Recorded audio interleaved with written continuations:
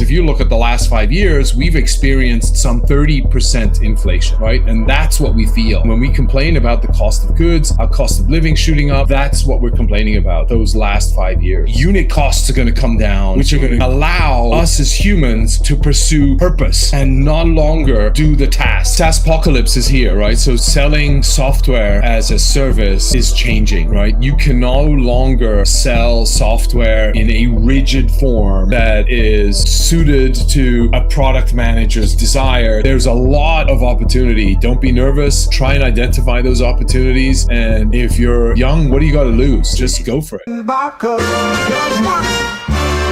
C3, okay, a millionaire. I'm a young money millionaire. Welcome back to the Daily Stack. I'm here alongside my co-host, Jody Flournoy, as well as Stefan Rust, the CEO and founder of Trueflation. The title is Inflation is a Lie.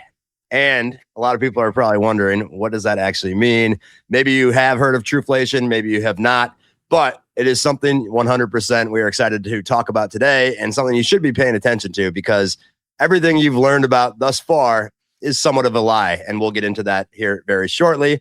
Stefan, welcome to the Daily Stack. For those that don't know you, can you give a quick, brief intro? You were the former CEO of Bitcoin.com. You famously bought Bitcoin at $5, so very much an OG in the space, and plenty more. So please give us a quick introduction, and then we'll dive right into Trueflation. Yeah, no, thanks for having me here. Glad to be here. Yeah, I'm a serial entrepreneur. Got into Bitcoin about 2012 for the first time, sort of by chance, really. We had a big developer agency. We were helping develop applications and recruit developers to build applications for technology-specific SDKs or platforms or app stores. And we were doing this on a global basis. And then one of the developers wanted to get paid and settled using Bitcoin. And this was back in 2012. And so I didn't think much of it, but luckily I learned about the Bitcoin J wallet, which was one of the first wallets, which had one of the worst user experiences you could ever sort of imagine, the early days of Bitcoin. But I did manage to actually buy some Bitcoin on eBay using PayPal. So it was like quite a different times back then. Yeah, but one thing led to the next, settled up, some 9 months later with the developer, and it was instantaneously no fees from peer to peer using over a Skype call live. And it was just amazing. And that's what really got me hooked. We then started paying all our staff in Bitcoin. We gave everybody the option to, if you didn't want your salary in Bitcoin, you could have your expenses paid in Bitcoin. You could choose whichever way you wanted. Any developer working on any project could receive Bitcoin. And the idea was to bring about velocity of money, right? And so really, how do we try and take more in than we could invest out with the developers? One thing led to the next. I met Roger Veer, who had this URL called bitcoin.com. He wanted somebody to scale it. And so, I said I could do that. We scaled it to 20 million wallets, some 500,000 physical merchants where you could go and pay with your Bitcoin, your Ethereum, your Bitcoin Cash. But one thing we needed to read it was stablecoins. And so that's when we sort of launched stablecoins on the Bitcoin Cash rails. And that was something that really sort of, thanks to the velocity, we could do instant settlements, no fees. And if you think about inflation, credit card, how much is credit card contributing towards inflation? Every single transaction you do has a minimum 3% charge, not just credit card. You layer on the point of sales device there, you layer on, the risk, you have a 30-day delay in receiving the money. So all of those elements, how did we sort of take that into account? That wasn't the genesis of Trueflation, though. The genesis was Jerome Powell and Janet Yellen telling us or berating us that inflation was transitory. Yeah. And that was like a red rag to a bull. And I just felt we needed to have a look at how they calculate it, realize they do it manually. It's aggregating the data once a month. It is pulling from surveys, 1,000 households that they survey. So all these different things. And if that's the competition, and you believe Peter Thiel's book, 0 to 1, do better than 10x on that. And that's when sort of we launched Trueflation. Yeah, I think I think before getting in Trueflation side, I think the point you make that most people don't think about, and you really don't hear him talk about it that much, but it's the cost of payments is becoming just a driver of inflation itself. Like, why should you pay 3% on every credit card transaction? Why is that the norm? And most people, there's breakage, and they don't fully use their credit card points. So that's why we've pushed just get a big Bitcoin rewards back card, because you're actually going to be stacking Bitcoin. And I think it's a really good. I used to work for a Visa portfolio company, and so all these little microtransactions where they're just racking up fees every single day, and it hurts consumers, because the C-store down the street, there's just an American that's just trying to run a small business. They got to pay 3% more, so they're going to push it back to you. And people, I think, don't fully grasp how that tax over time, 3%, does drive the 5 to 7% we see now. And let's dive into Trueflation, how that 3 to 5% that Jerome Powell tells us isn't the right number. I mean, it's the number that that we're being told is inflation. No, I mean, we don't think it's the right number. We aggregate over 30 million items for the US alone, and from some 70 different providers, data providers. And we pull them through APIs, we pull them through licensed subscriptions to data feeds, through point of sale solutions, which scan barcodes on the product, so we can see the size of the product, we can see the price, the description of the product, as well as then correlate that to the price that product is being charged at that specific unit or outlet. And so those are all the ways we aggregate the data, and we're saying it's below 1%. That's really, and we've been below 1% for quite a while now. We were down at 0.68%, and then it because it's daily, we don't get all our data sets every single day. Some data sets we get once a week, some we get once every 2 weeks. And then other items, gas prices, we obviously get every single day. So it varies between the units. But then we have to correlate those, align them, bring them into the same format, clean them up, and then bring them to the market. And right now, I think we're at 0.9%. That's sort of inflation. And bear in mind, this is year on year. So this is looking at 1 year ago today. We're not looking at the last 5 years, because if you look at the last 5 years, we've experienced some 30% inflation, right? And that's what we feel. And when we complain about the cost of goods, our cost of living shooting up, that's what we're complaining about, that those last 5 years. Do you guys do what the Biden administration used to do? And every single CPI, they'd have a revision, 6 weeks later or a couple months later. That was like one of the things when I was doing a stock podcast, we'd always talk about, and like, these job numbers are bullshit. Half of the people are just Uber drivers or whatnot. So how are you guys factoring in the astronomical changes too, not only from COVID, but now we're in this AI field, right? Where, if you read anything, there was a big paper, blanking on the guy's name, Matt something. And then I just saw another one and by Andrew, blanking on his name now too. To be fair, I'm a little sick right now, if you guys can't see. But talking about just like with AI and these kids graduating college, a lot of these early stage jobs, they have a $200,000, $150,000 that they owe to the school. Now they're going to come into the working world, and there's going to be a lot, no jobs for these folks. So like, what are you guys factoring in, or how are you taking a look at that, maybe personal on what you think that will do to inflation when people can't pay off their credit cards now, or they can't pay their debt on schools? Like, is that number just going to continue to rise, or what does that look like for you? I mean, a couple of things there, right? I mean, so what we realized is the revisions and the continuous revisions that the Bureau of Lagging Statistics were doing. And so we just didn't want that. And coming with, when we first launched, right, how do we provide transparency in the calculation? How do we provide immutability, so we're held accountable for the number that we publish? and that you can go back and track that. And if there is a revision, build a separate strand so that you can then identify on that new strand what the new rates are. But you're at least locked into what you committed to, and then you can see deviation. I mean, in some cases, numbers do come in later. And so you do then have to sort of deal with that. And in cases you want to take that into account, then take that into account on a different calculation stream. So what did we do with that? We built an infrastructure that was a blockchain, however, purpose built for data. And so we took what is the number one architecture for data? It's databases. And so we built a database-centric, not ledger-centric, database-centric, SQL-based blockchain. We worked with a company out of Austin called Quill, which we since have integrated into Truflation, and they are now a part of Truflation.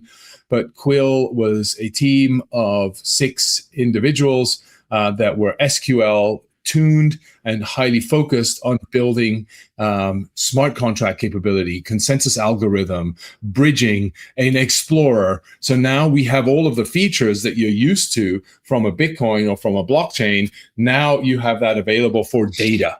You can trace every single source of data on the Truth network or on our blockchain. And so we've built that around the Truflation calculation. So those were all things that we felt were necessary. And today we are finally sort of at a stage where this is now live and working and really battle tested as well, which is really where we wanted to get to.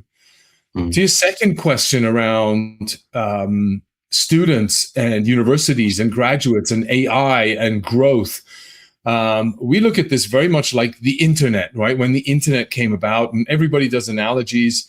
But what the internet was, everybody was worried about. I mean, there was so many books were written about, oh, your jobs are going to get stolen by the internet. You know, everybody can now be a lawyer. The whole internet can do that for you. And we've just seen these constant evolutions that have taken place. You know, we walk around now with a computer in our hand. We don't really need a desktop anymore. And all of that capability you have on a mobile today. What does that mean? The universities have done a really bad job in preparing graduates for the real world. And they've, the debt and the cost of these universities, I think you look at the latest studies, you look at the administrative costs associated with universities, they've skyrocketed compared to the actual educational cost and the preparation that is needed in order to get into the workforce, how to manage that, how to juggle that. And I think the best way is getting experience.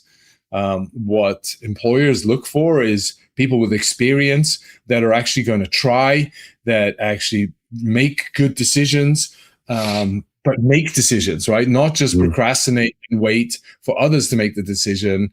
But you've got to make decisions, and you make mistakes when you do decisions.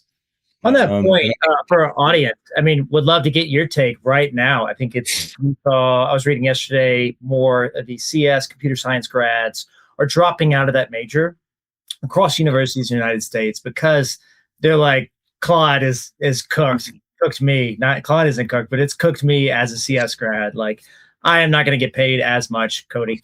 And the thing is, the reality is, you're going to need a lot of engineers to fix and understand bugs and hallucinations, and there needs to be a lot around that, but it just might be a smaller number, and people might pay less for those services because there's a larger workforce out of work because Claude is doing so much of it.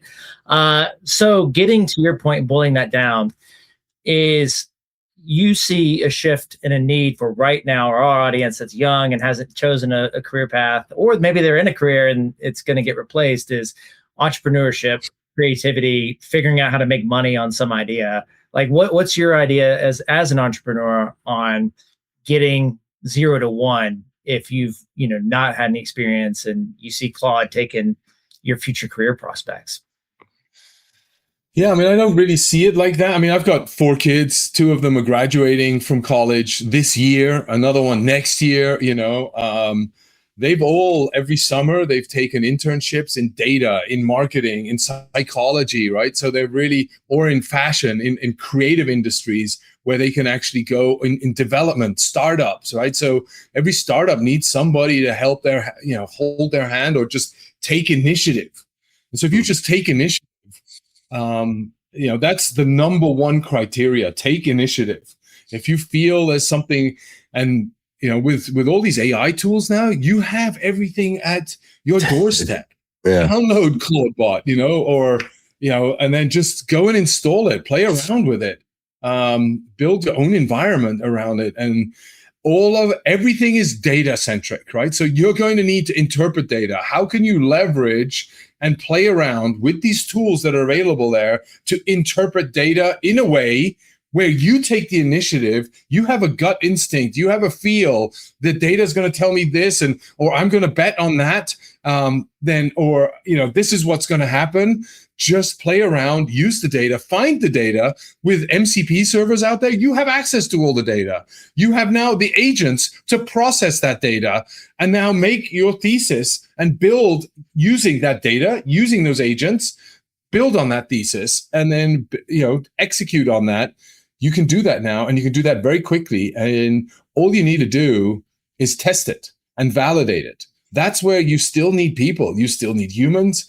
The prompting in, the editing, vibe coding is great, but it's not the solution. It doesn't scale. Everybody can vibe code something really fast, and you get immediate customer feedback. Wow, we're onto something here, but does it scale? Is it secure?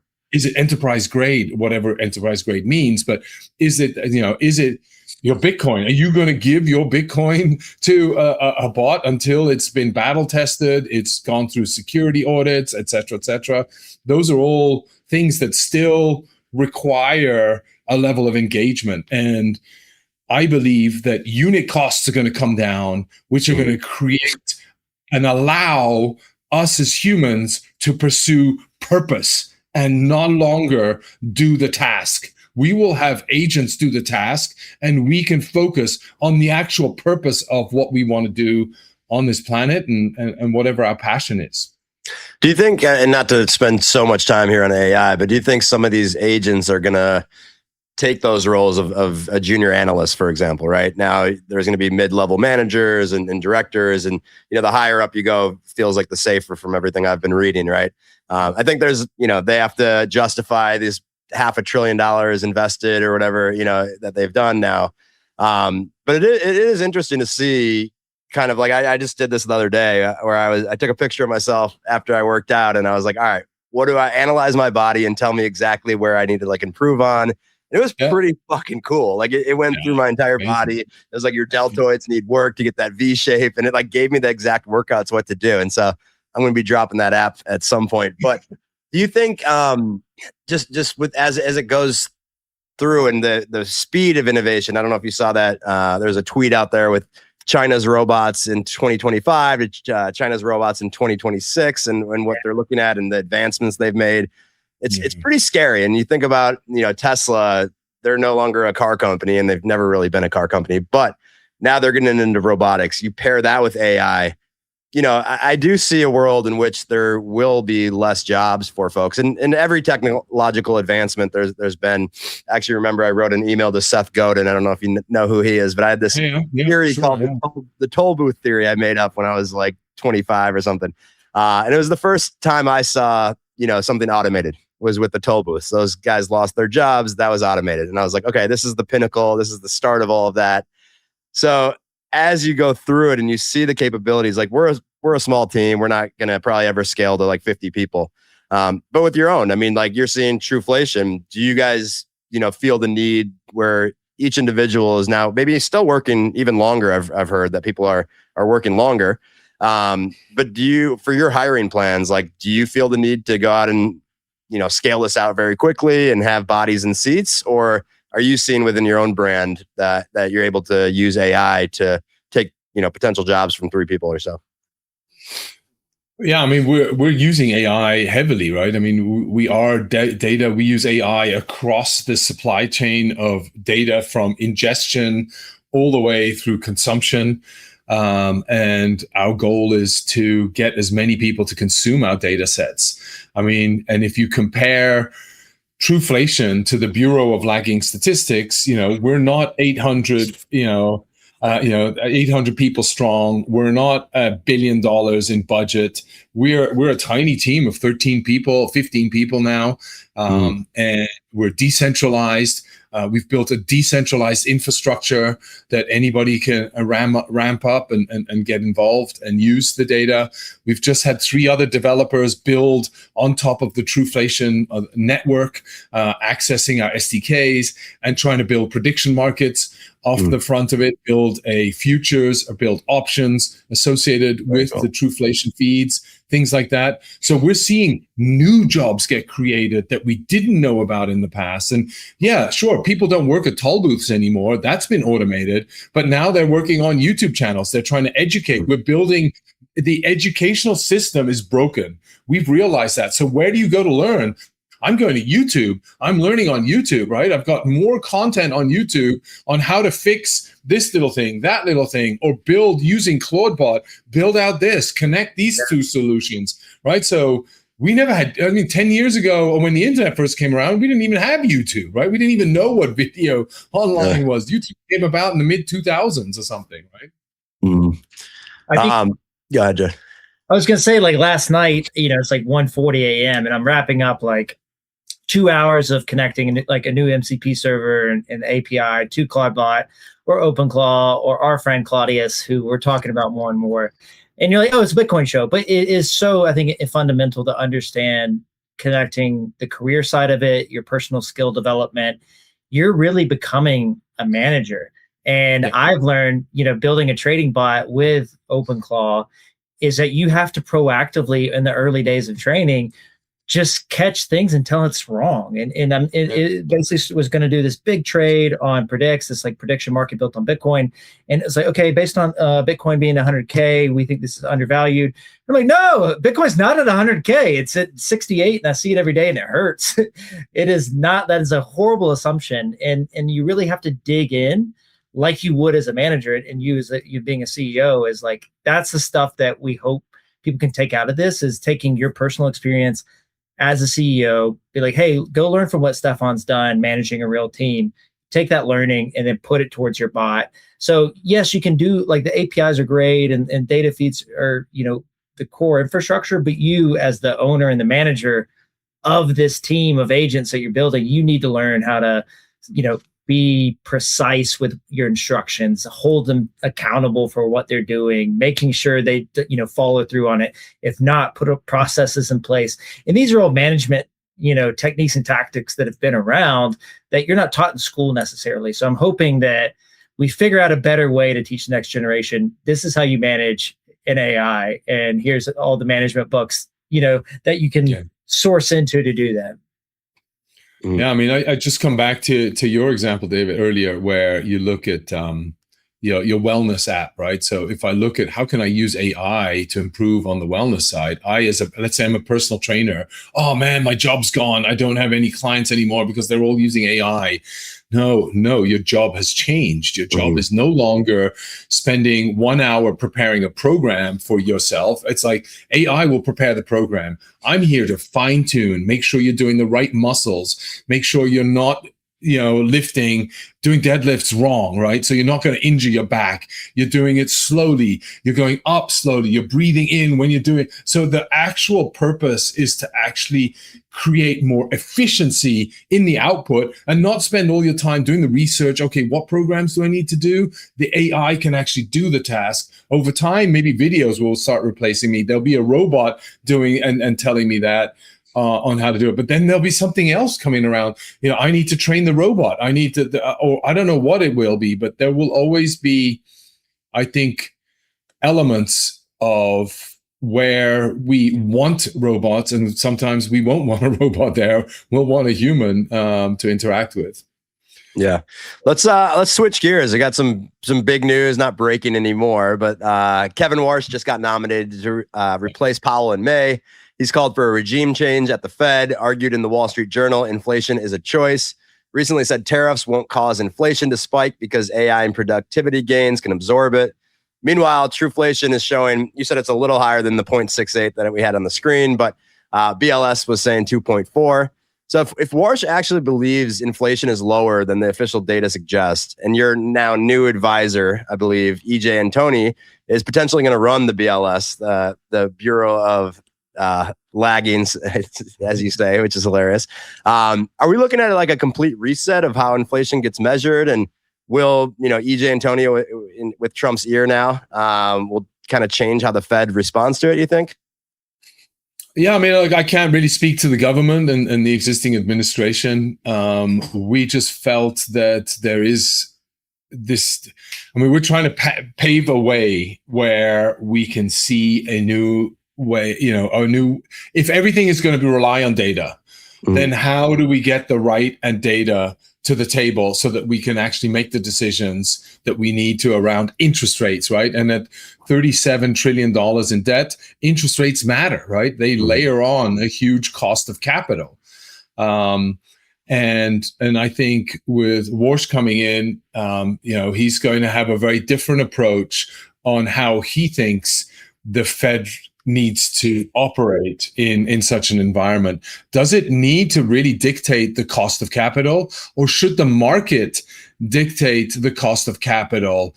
Where if I'm going to lend money for 10 years, what should the yield be that I get on that capital for 10 years? And how does that compare to other risk assets, currencies, economies, etc.? And that is me as a capital provider. It's up to me as a capital provider to make that decision. And I think that's ultimately my interpretation of where Warsh is going to go. I mean, he's still got a board. There's the FOMC board, right? And so he's not going to be the only person on that board. There's still going to be constituents on the board. And I think whereby Jerome Powell steps down as the chairperson, he may still reside and be on the board. Yeah. So he may not just be gone, right? He may still be there and stirring the pot a little bit while he's there. You bring up a really good point of here's why you should care. Here's why the average person that they know about the debt, or hopefully more of them know about the debt. Interest rates, if they're, getting a mortgage, it makes sense. Like they're looking at the numbers more. The average American doesn't look like if there's not like a big life event, going, they hear it in the news. But the thing is, if you have trillions and trillions of debt, that like every tiny percentage point matters. Like people talk about basis points, and basis points aren't a big thing if you're buying a $5, hamburger or something like that. But you look at 37 trillion or whatever the number is, you look at the basis points there, that's massive impact. That's people like, getting their kids to college or programs to help the poor. And like, I think in both sides of the aisle, people like programs if they work and they lift people up and they get them jobs and they get them into the society and productive. And if you get the inflation data wrong on how you actually set that interest rate and how much you pay in debt, well, you can't afford any of that, or you're just adding to more debt. So I think more people need to understand the implications that, yes, it's a 0.98 or 0.78 number, but times 37 trillion is where you really get the scale of why more people need to know about this. Yeah, I mean, we talked about credit card earlier on, right? What's the interest rate that you pay when you've got, even personally, you will feel a 30% interest rate on your credit card debt, right? And if that's 10 grand, 20 grand, right? That makes a lot every single month that you got to pay. And so that's just interest rates. And so if it comes down to 10%, we calculated that if Trump were to cap interest payments, you'd cap it at 10%. That would unlock $100 billion in the market based on the outstanding credit card debt. Sounds nice, right? Yeah. What do you think the reality of that is? Because, Biden tried to wipe out education fee, the cost of education. And then, coming into midterms, I'm sure this news will pop back up and get people excited. I think he's done a relatively good job. I mean, a lot of people hate him if he has a mean tweet or something, but if you look at actually the policies, it's been, I guess I'd say rather, pretty good. Do you think that's a reality that we could get 10% as the cap? I don't know. Realistically, I think it's a great discussion point, right? It got us all talking about it and coming up with hypotheses associated with it. Um, yeah, and I think if you look at his history, I mean, with the big beautiful bill, he brought no tax on tips, so he's actually followed up on those promises. And I do think the capital markets will find a new balance in terms of if we're forced to stick with that 10%. I mean, the markets will just cut out middlemen, right? I mean, we're seeing that, and that actually plays into Bitcoins, and the blockchain and stable coins and digital currencies are much more, because you're cutting out a lot of middlemen. By cutting out all these toll takers along the way, you've created efficiencies. And how inefficient is the credit market as it relates to credit card loans and credits, right? And who makes the big bulk of that spread on interest rate on capital, right? There's a whole industry that has been born out of that 20% capital. Yeah. Good. And that industry is going to suffer. Yeah, you got to all the rent seekers. You got to kick them out. Question for our audience, and so since we're doing more on AI, so do you have, in the past 3 weeks, OpenClaw has blown up, Sam Altman, OpenAI this week went out and hired Peter Steinberger, and is it big shakeup, and he said, look, like, I wanted to work with Claude. I said Claudebot, like, I named it Claudebot, and all I got from the Anthropic team was just legal letters that, were not too friendly. And then Sam Altman's like, oh, I need to catch up to Anthropic. I'm going to make a pretty aggressive move. Like, kudos to him. Sam Altman's running Y Combinator. He recognizes talent early, and you got to act soon to get to a seed check or seed round. So with you seeing this rise internally, what's that been like? Have you guys changed your docs, your APIs, like how people connect into Trueflation to adjust to this realm of new Vibe developers that is coming out, building their own little ecosystems? Like, what's been your reception been like?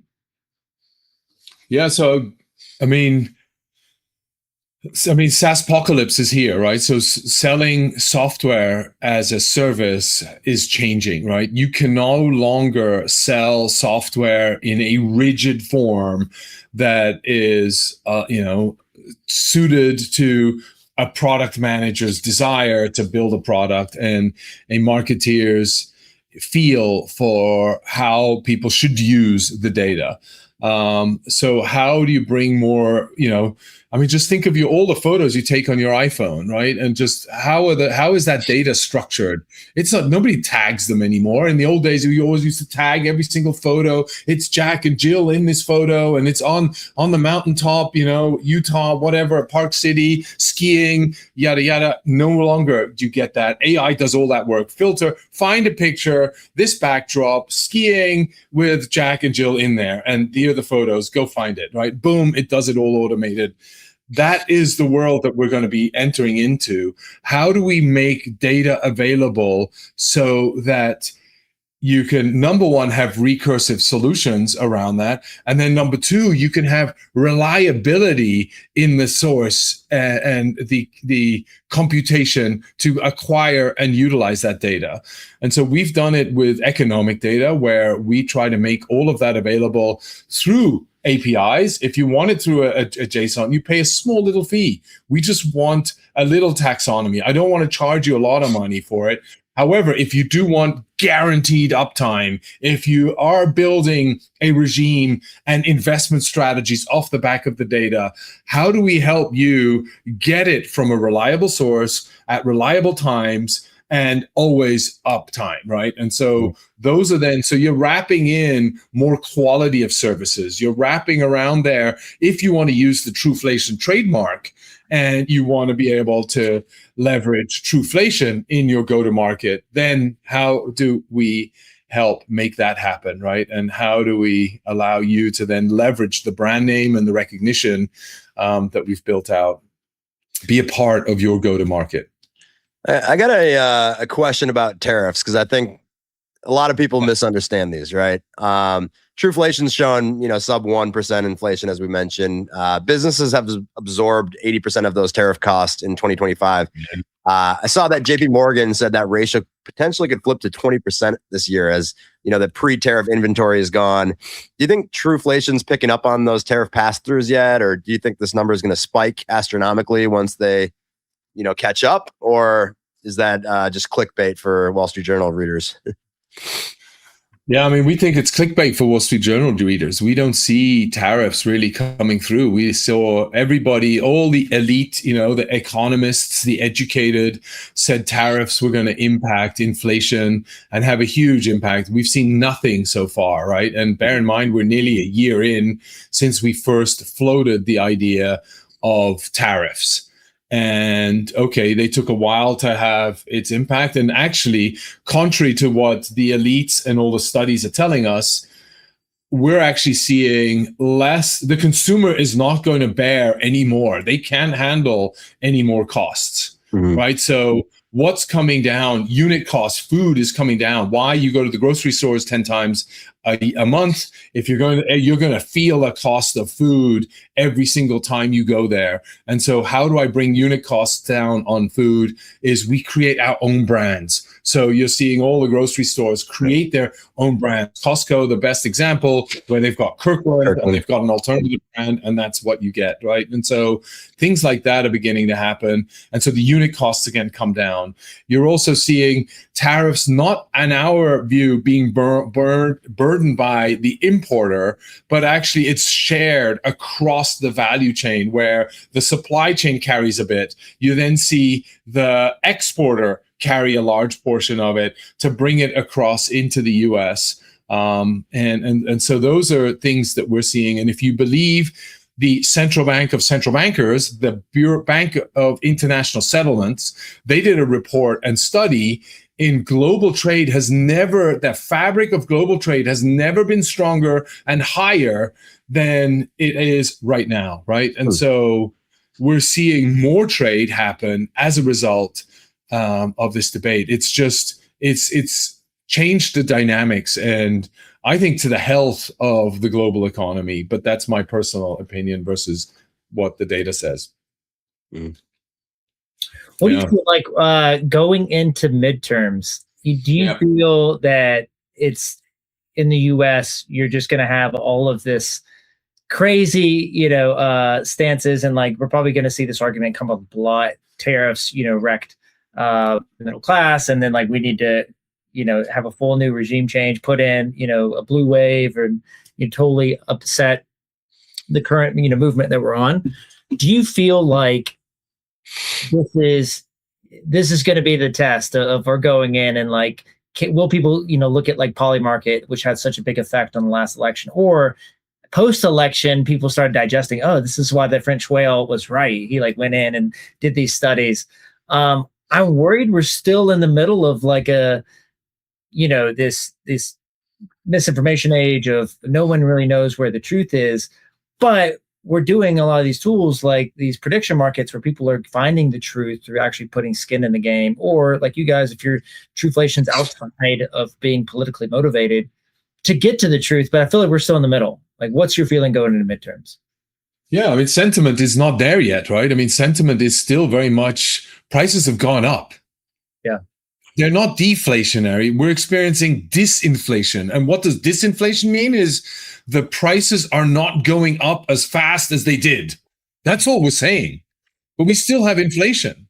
Cost of goods are still going up, just way slower than they did in the first sort of half of this decade. And I don't think that sentiment is out of the market. And I think living on the numbers that we're living on now is not a way to communicate and market to the voting base. You have to actually, have a stronger emotional connection with that voter to realize that actually the costs are still up. Other than eggs and specific food items, we've seen actual deflation, right? It's gone from $8 down to $3 in the last year. And so that is deflation. And that's what needs to happen in order to really support a inflationary argument, right? Because I just think people don't understand that it's just year on year based on our experience in the market. And so that's on inflation specifically. I think the Epstein files are definitely, I mean, that's going to have a bigger impact on the midterms. Just that emotional leak and just the way it's being handled, I think, is definitely going to have an impact. And bear in mind, this has been ongoing since 2000 and something, right? I mean, so this is over 15 years of just horrendous, scary shit. I mean, excuse my language, but that's really, it's super scary what's been going on for that long. How did that? It's I've been a victim of scrolling, reading through some of those Epstein files, and it is, we won't spend too much time on them because it is crazy. I mean, like, people are protesting in the streets, but not about people like, God forbid, like eating babies.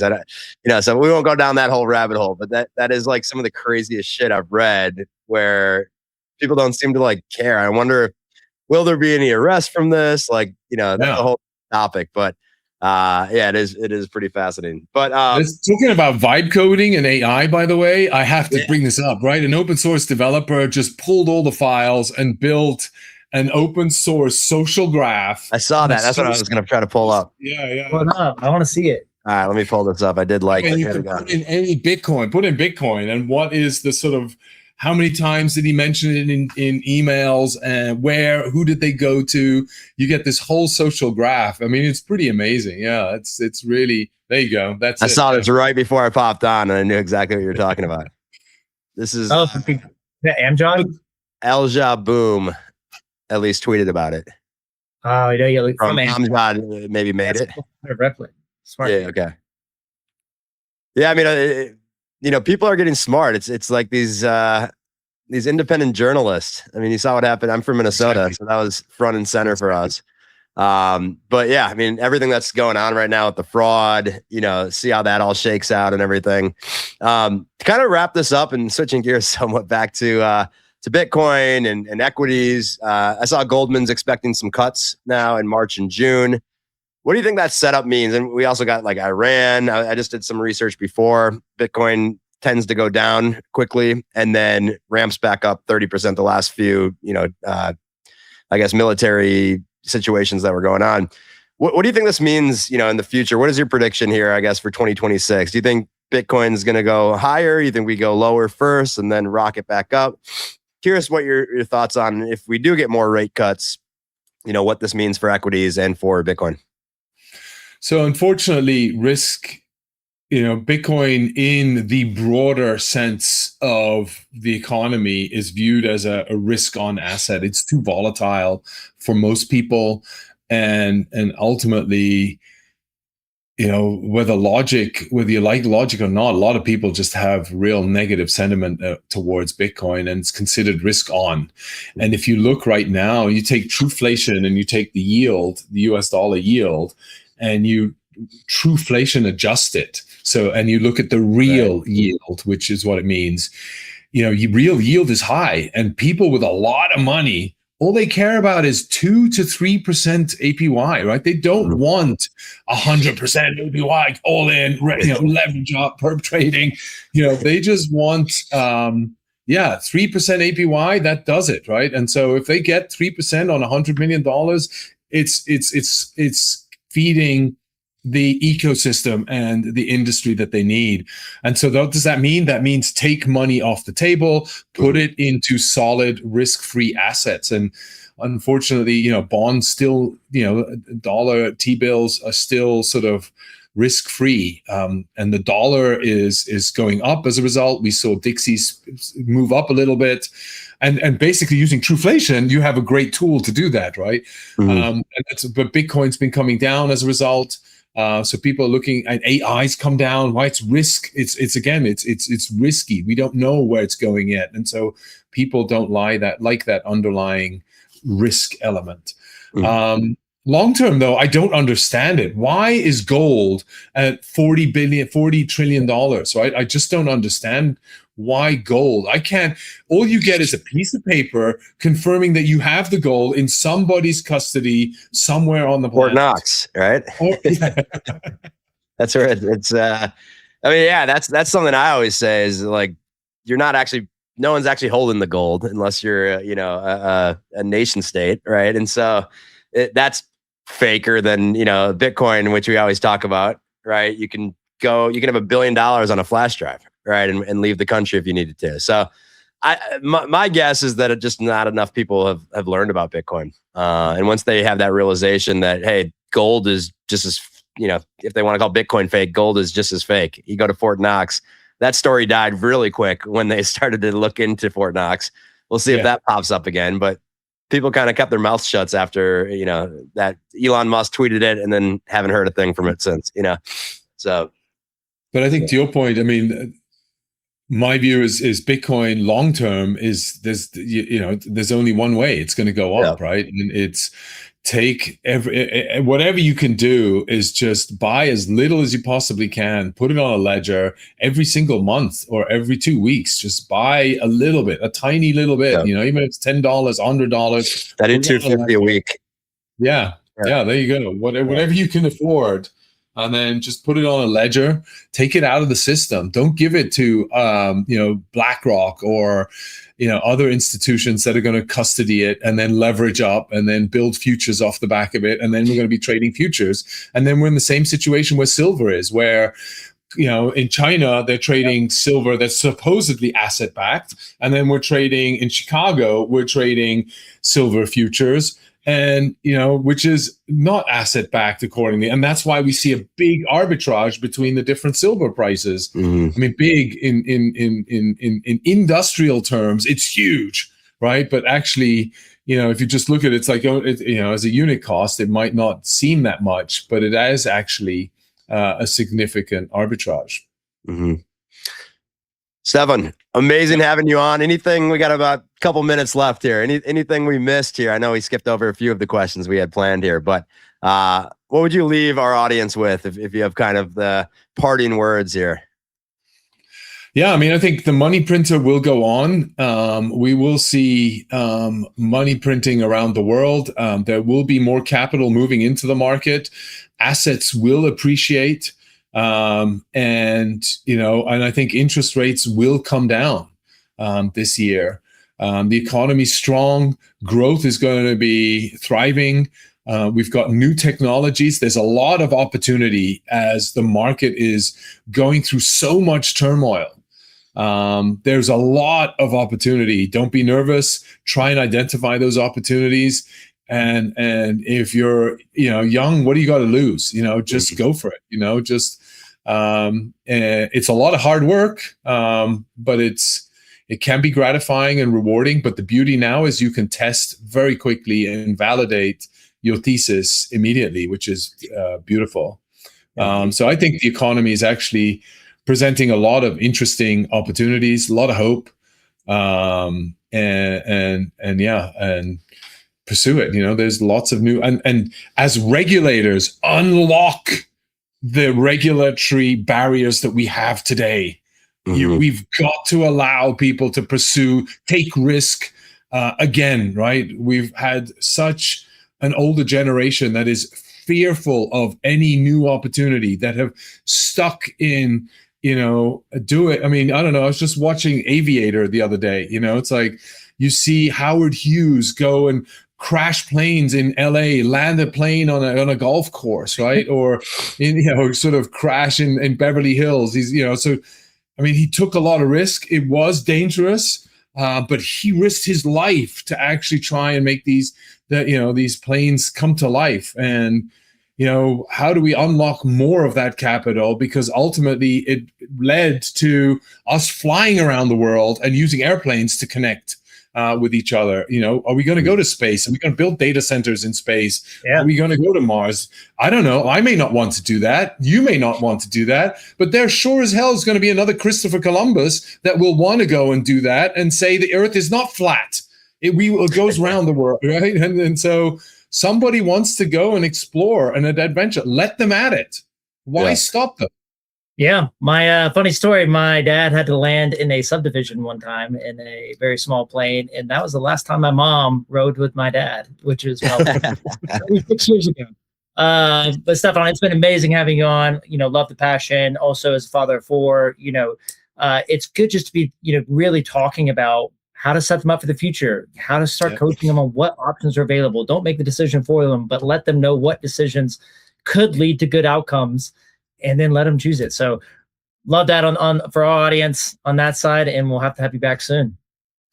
Yeah, no, we live in a world of abundance. Take advantage of it. Don't let these limitations, restrict you from pursuing your passion. And, it's not always pursuing your passion, but it's just being able to meet people out there that share a level of interest. And, it's really who you meet in the world that really are going to open doors and new channels for you, and go out there. And the best way to do it is constantly test your thesis. Mm-hmm. Optimism wins. It's very easy to go doom scroll for hours and think the world's ending, but optimism prevails every single time. So, Stefan, appreciate you coming on. We got another guest here in 5 minutes for everyone watching at home. Going to be coming back with Problem Sniper and talking about stock options, but Stefan, we'll definitely have to have you back on. Feel free to listen in, and we'll talk again soon. Thank you. Thank you for having me, and have a great rest of the day. Thanks, Stefan. Bye, guys.